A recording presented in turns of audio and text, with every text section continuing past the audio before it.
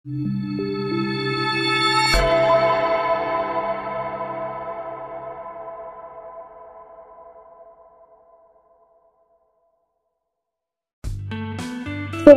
మౌనం ఈ రెండు గొప్ప ఆయుధాలు. అవి మీ దగ్గర ఉన్నంత వరకు మీకు ఓటమి ఉండదు అని కాని చోట అదుపుల మనరాదు అని ఎప్పుడో చెప్పారు పెద్దలు. ఎక్కడ పడితే అక్కడ, ఎప్పుడు పడితే అప్పుడు డబ్బాలో రాలేసినట్టు వాగుతూ ఉంటే విలువ ఉండదు. రోజులో ఎక్కువ సమయం మౌనానికి ఉన్న శక్తి అంతా ఇంతా కాదు. గుండె కలిగే బాధను కూడా మౌనం చాటున దాచేయచ్చు. నిస్సహాయ స్థితిలో నుంచి వచ్చే బాధ కట్టుపడేయచ్చు. చిన్న చిరునవ్వు ఎన్నో సమస్యలకు పరిష్కారం చూపిస్తే, మౌనం ఎన్నో సమస్యలను మన దగ్గరికి రాకుండా అడ్డగిస్తుంది. గౌతమ బుద్ధుడు కూడా మౌన పాటించమని చెప్పారు. మాటల కోటల్ని కూల్చే బాణం మౌనం. ఒక వ్యక్తి మౌనంగా ఉన్నందుకు అతడు చేతకాని వాడని, చావాలేదని భావించకండి. అతడు సముద్రమే దాగి ఉండొచ్చు.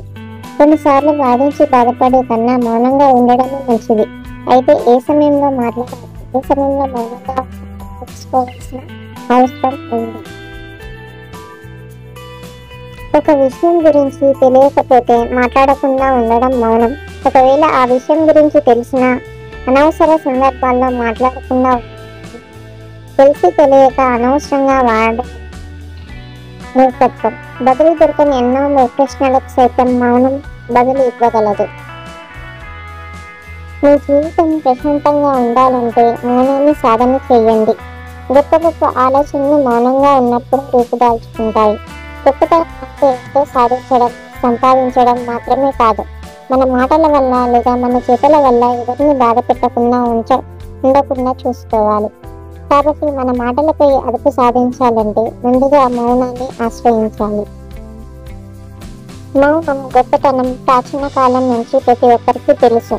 అందుకే మౌనవ్రతం పుట్టుకొచ్చింది. వారంలో కనీసం ఒక్కరోజైనా మౌనవ్రతం పాటిస్తే మనసు, శరీరం స్వచ్ఛంగా మారుతాయి అని అంటారు.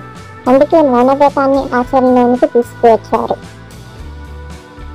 మౌనంగా ఉండే వారిలో గుండె సమస్యలు వచ్చే అవకాశం చాలా వరకు తగ్గుతుంది. వారు ఆరోగ్యపరంగానూ ఎంతో చక్కగా ఉంటారు. మెదడు కంట్రోల్గా ఉంటుంది. ఆలోచనలు కూడా అదుపు తప్పకుండా ఉంటాయి. రోజులో 2 నుంచి 3 గంటలు మౌనంగా ఉండేందుకు ప్రయత్నించండి. లేదా వారానికి ఒక రోజంతా మౌనంగా ఉండేందుకు ప్రయత్నించండి. అప్పుడే తెలుస్తుంది మౌనం ఒక పెద్ద వరం అని. మౌనంగా ఉండడం వల్ల భావోద్వేగాలన్నీ అదుపులో ఉంటాయి. విపరీత సంతోషం, విపరీత కోపం రెండూ రాకుండా ఉంటాయి. దీనివల్ల సమస్యలు రావు. అతిగా మాట్లాడడం వల్ల ప్రశాంతత చెడిపోతుంది. మౌనంగా ఉంటే ఎలాంటి నెగిటివ్ ముద్ర మీద పడదు. మౌనంగా ఉంటే మంచిదని మాట్లాడాల్సిన సమయంలో కూడా మౌనంగా ఉండకండి. కేవలం అవసరం మేరకే నోరు తిప్పడం మంచిది. మౌనంగా ఉండే వారిలో స్వీయ కంట్రోల్ అధికంగా ఉంటుంది. సెల్ఫ్ కంట్రోల్ అధికంగా ఉండే వ్యక్తులు తప్పులు తక్కువగా చేస్తారు. కాబట్టి మీరు రోజులో కనీసం 2 గంటలు లేదా వారంలో ఒక రోజు మౌనవ్రతం చేసేందుకు ప్రయత్నించండి. ఆరోగ్యంలో వచ్చే మార్పులను మీరే గమనించండి. ఈ వీడియో కనుక మీకు నచ్చినట్లయితే లైక్ చేయండి, షేర్ చేయండి, సబ్స్క్రైబ్ చేయండి.